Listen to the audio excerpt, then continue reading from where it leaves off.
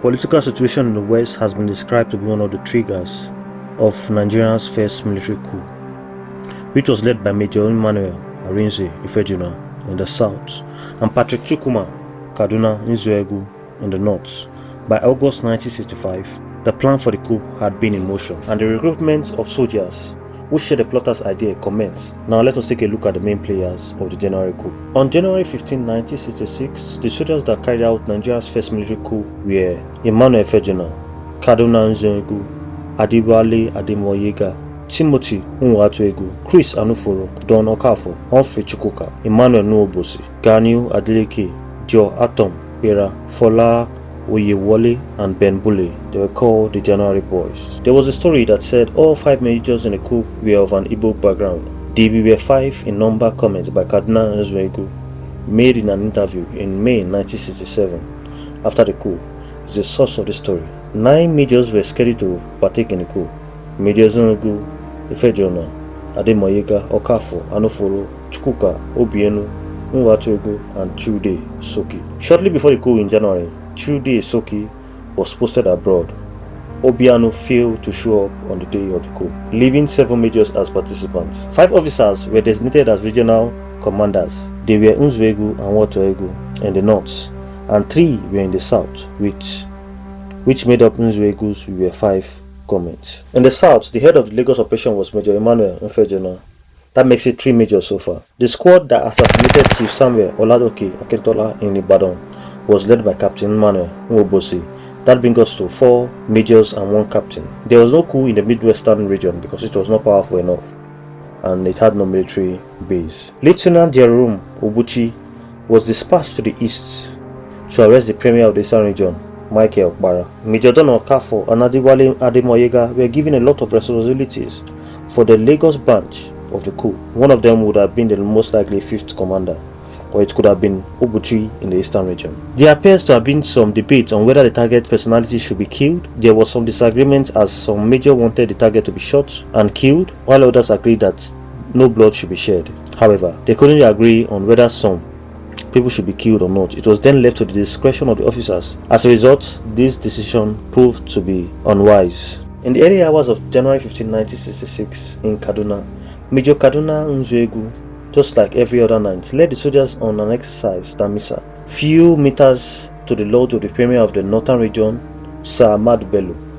The true aim was to carry out Nigeria's first military coup, which was unknown to his soldiers. When they got closer to the lodge, Major Nzeogwu then let his soldiers know the true purpose of the exercise and that they were to eliminate the premier. They then broke into the lodge by firing at it, but Bello could not be found. Major Nzeogwu searched for the premier. When he then found him hidden among his wife and cries of little children, without wasting any time, he shot him dead.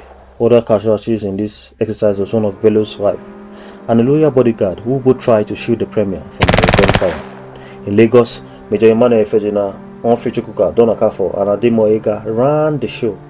Efejina led the soldiers to Prime Minister Tafawa Balewa's house, where he was arrested, although it was not in their original plan to kill the Prime Minister.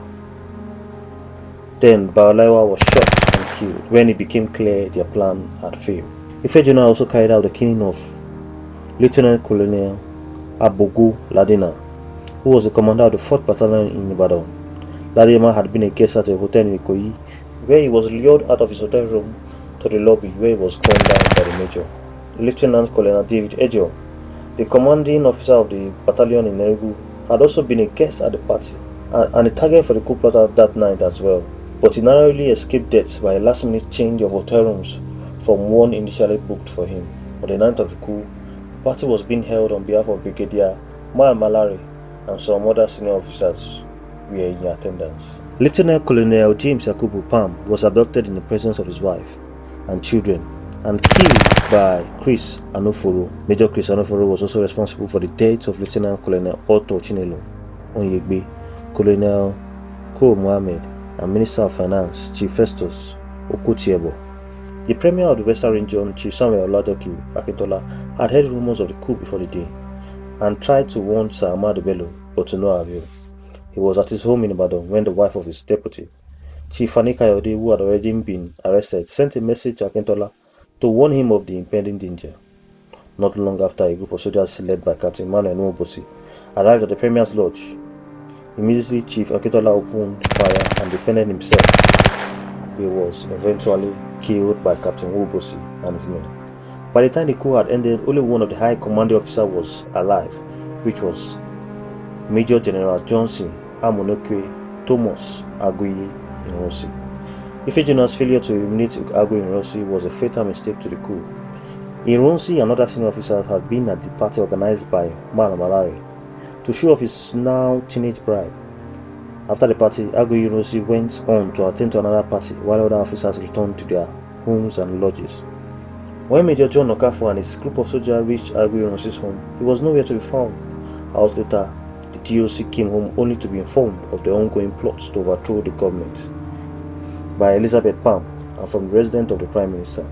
Ironsi subdued the coup and became the only senior officer on the death list who survived the onslaughts.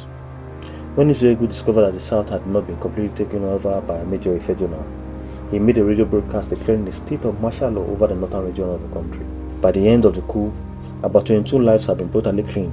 The civilians who had been killed included Abubakar Tafawa Balewa, Premier Ahmadu Bello, Samuel Akintola Ladoke, Finance Minister, Oketi Ebo, Ahmed Ben Musa, who was Ahmadu Bello's Senior Secretary for Security, Hafsatu Bello, Latifat Ademolegun, the pregnant wife of Brigadier Samuel Ademolegun, who was shot in bed with her husband, Zarumi, Ahmadu Bello's bodyguard, and Ahmed Patagi, the Premier's driver.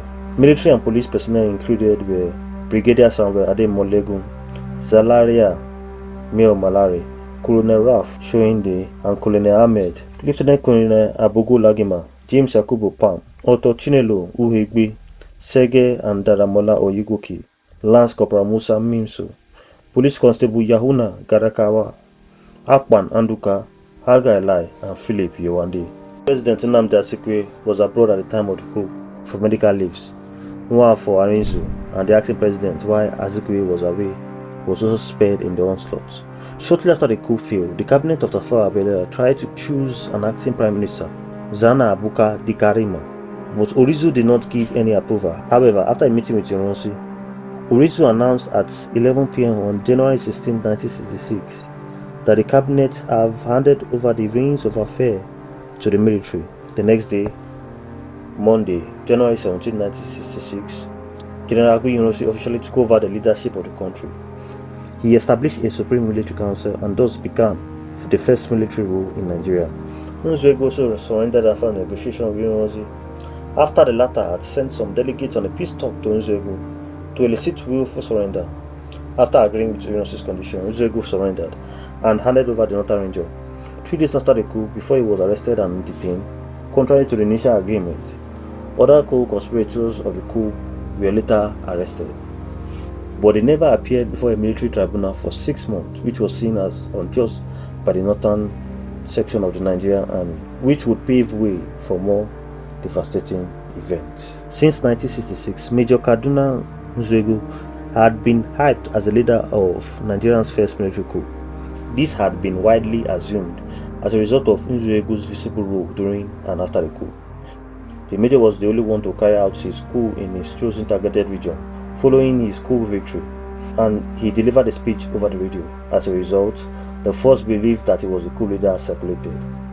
Nzeogwu was not the leader of Nigeria's first military coup on January 15, 1966.